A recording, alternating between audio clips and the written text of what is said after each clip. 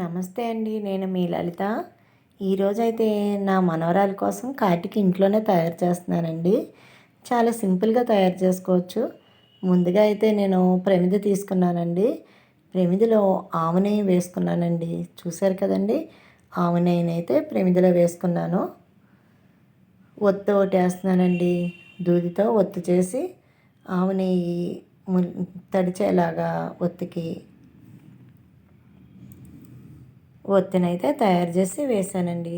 చూడండి, మనం దీపారాజనకి ఒత్తిని ఎలా పెట్టుకుంటామండి, అట్లాగే ఒత్తిని ఆవు నెయ్యిలో ముంచి వేసానండి.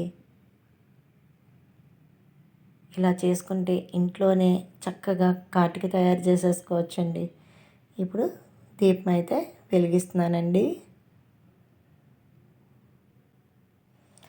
నేను 2 బాదం పప్పులు తీసుకున్నానండి. చూశారు కదండి బాదం పప్పు.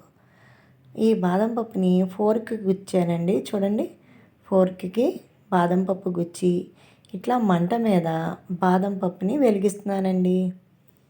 బాదం పప్పు కూడా చక్కగా మంటొచ్చి వెలుగుతుంది చూడండి.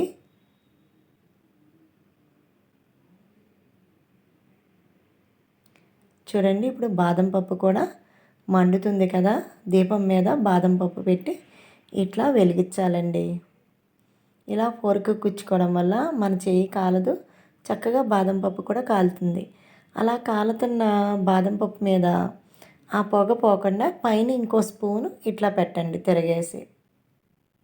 నేను చూపిస్తున్న విధంగా ఇలా స్పూన్ పెట్టారంటే దానికంతా చక్కగా లేయర్ కింద వచ్చేస్తుందండి. కాటుక పెట్టుకోవచ్చు మనం.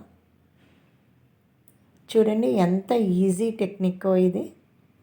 ఇట్లా మనకి కావలసినంత క్వాంటిటీ బాదం పప్పు పెంచుకోవడమేనండి. మనకి కాటికి ఎంత కావాలో చూసుకొని అలా బాదం పప్పుని 4 కానీ 5 కానీ 10 కానీ మీ ఇష్టం ఇట్లా కాల్చుకొని ఇలాగే పైన ఒక గరిటె పెట్టి తీసుకోవాలండి. దానికంతా ఈ బాదం పప్పు కాలి లేయర్ కింద పట్టేస్తుంది అన్నమాట. చూడండి, ఒక లేయర్ అయితే అయిపోయింది కదా. అలా ఇంకో బాదం పప్పు మళ్ళీ గుచ్చి మళ్ళీ ఇలా మంట మీద పెట్టి అదే గరిటెని మళ్ళీ నేను తిప్పి పెట్టాను. ఇలా 2 బాదం పప్పులు చేసిన తర్వాత చూడండి, లేయర్ అయితే కట్టింది కదా.